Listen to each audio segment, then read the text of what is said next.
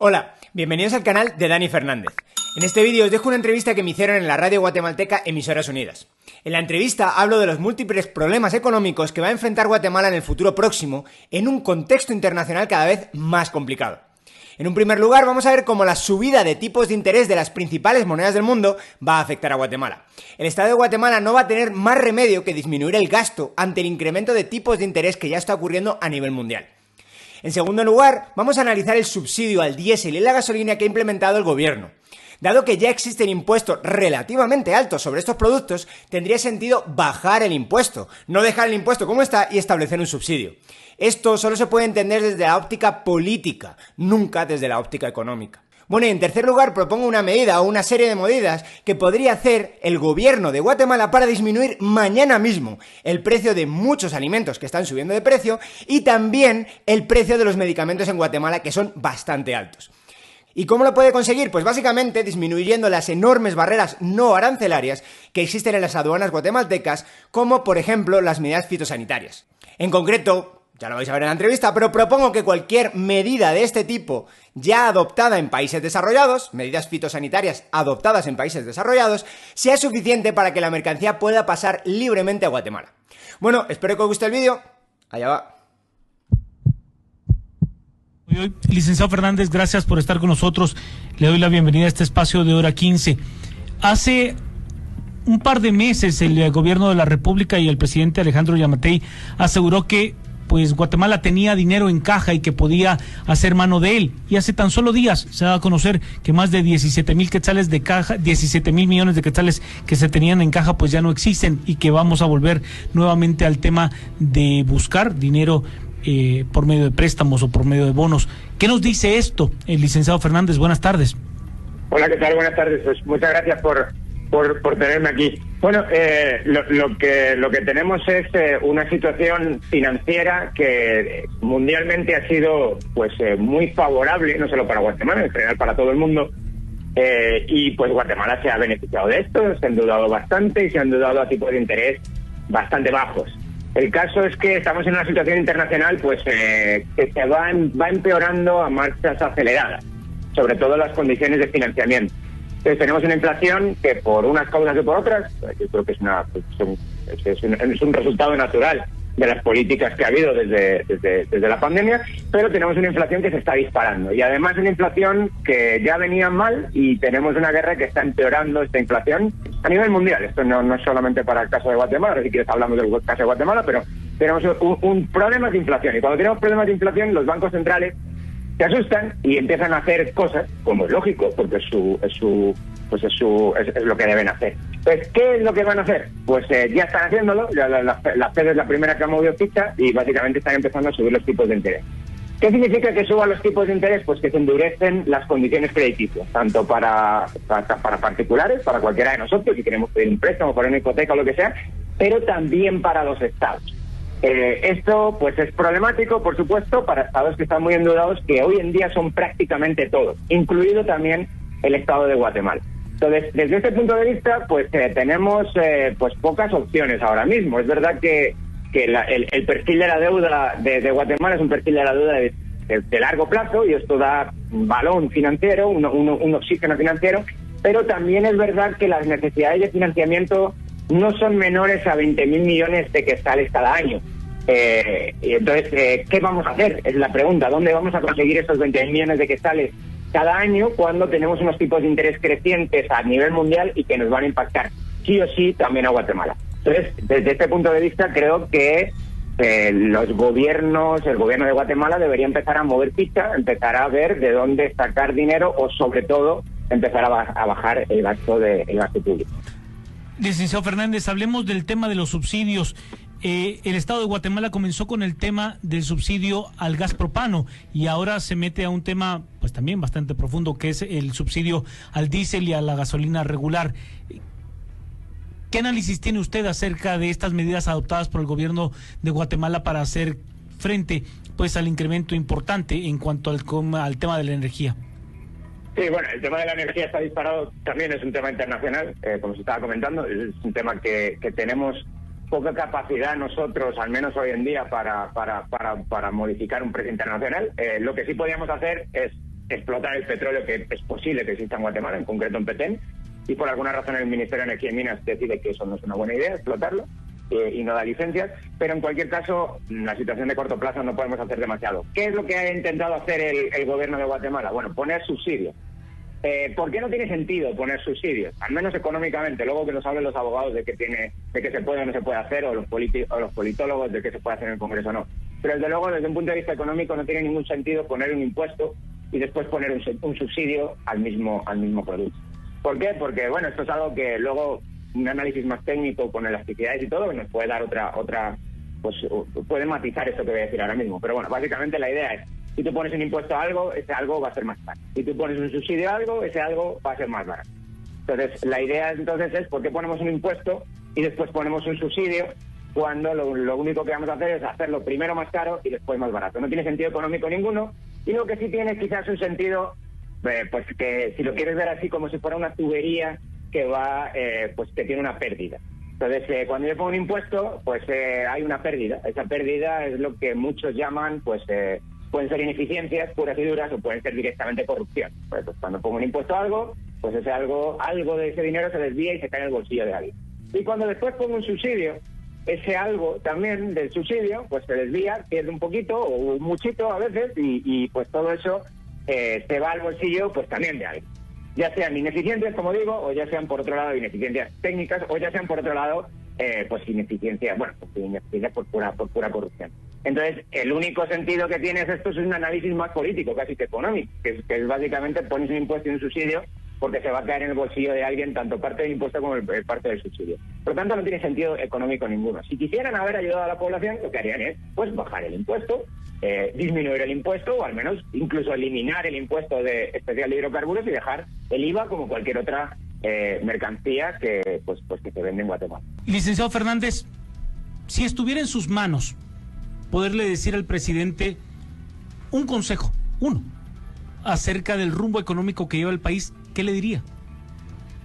Bueno, yo le podría decir que tenga cuidado con la deuda, que estamos en un momento internacional donde estar muy endeudados es muy peligroso, y sobre todo seguir confiando en crecimiento económico, bueno, más que crecimiento económico, seguir confiando en que vamos a poder endeudarnos tan barato como lo hemos hecho en los últimos años. Desde luego, este gobierno ha tenido una muy mala suerte de que le caiga pues una situación económica internacional muy complicada, tanto al inicio de su gobierno como ahora mismo, pero está abusando de un instrumento que es el instrumento de la deuda, y esos abusos, pues tarde o temprano se van a ver, o podemos, desde luego, pues sufrir las consecuencias a medio y largo plazo. El que las va a sufrir probablemente va a ser todos los guatemaltecos, evidentemente, y todos los gobiernos. Luego, en su mano tiene unas cuantas cosas más que puede hacer, como además de tener cuidado con la deuda, que es directamente ellos, ¿no? Pero tiene otras cuantas cosas que puede hacer. Están creciendo muchísimo los precios de alimentos a nivel mundial. Son las quejas que hay ahora, que estaban pues mencionando ustedes antes del corte. Entonces, pues esas quejas son quejas legítimas. Por un lado, esas quejas nos vienen bien, esos precios internacionales altos de los alimentos nos vienen bien, porque Guatemala es un productor de alimentos, también exportador de alimentos, de algunos alimentos, de otros no.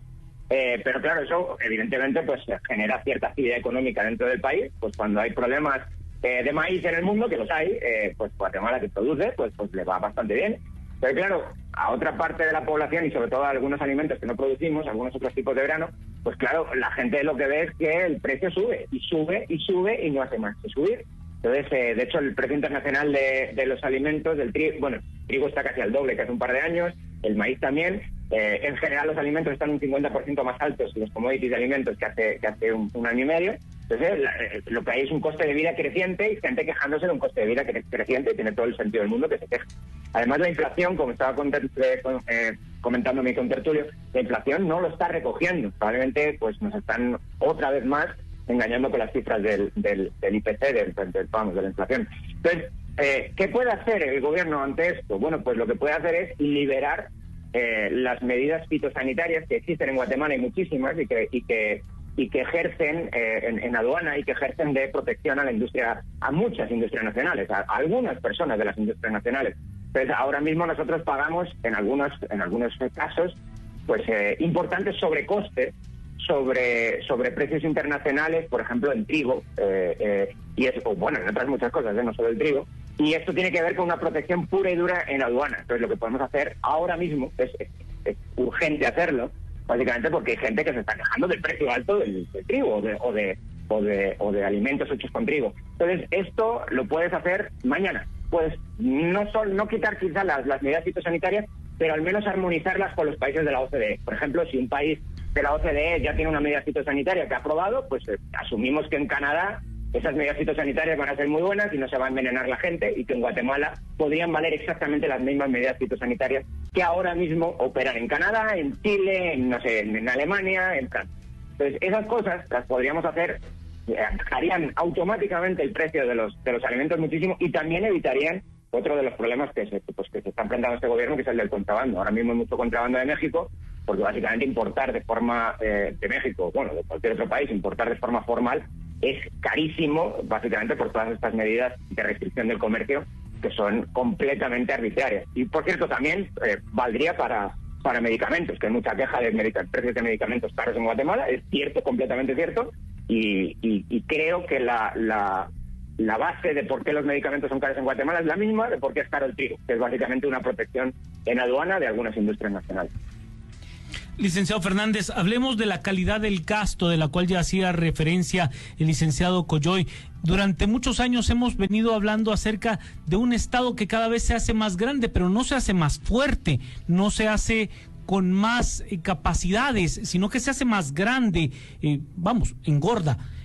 ¿Cómo poder hacer una mejor calidad del gasto y que ese Estado por el cual se está pagando efectivamente dé soluciones? Bueno, sí, lo de las vacunas que estaban comentando ustedes es quizá la punta del iceberg. La calidad de gasto en general en Guatemala se considera bajísima. En cualquier indicador internacional, la calidad del gasto de Guatemala parece muy, muy baja. Y bueno, mucha gente empezó a hablar de intentar generar algo así, un término que a mí no me gusta nada, que es el término de generar conciencia fiscal, ¿no? Conciencia tributaria. Bueno, nuestros impuestos sirven para algo. Bueno, pero para que sirvan para algo, primero tenemos que tener una calidad de gasto, una buena calidad de gasto. Yo diría que el Estado de Guatemala intenta hacer demasiadas cosas y no hace demasiadas cosas muy bien. Entonces, aquí quizás nos tendríamos que ir un poquito más para atrás y ver cuál es la función principal que tienen los estados. ¿Para qué sirven? ¿Para qué nacen? ¿Cuál es la principal aportación que hacen a la sociedad? Y en general, esto es teoría política también, pero bueno, en general es bastante aceptado que la función principal del Estado es la de proteger a sus ciudadanos, ya sea de forma interna contra otros ciudadanos o contra sí mismo, contra arbitrariedades que haga el propio Estado, y también la de proteger frente a posibles abusos de terceros, de otros países, de otras entidades políticas. Pero esto es básicamente policía, ejército y jueces.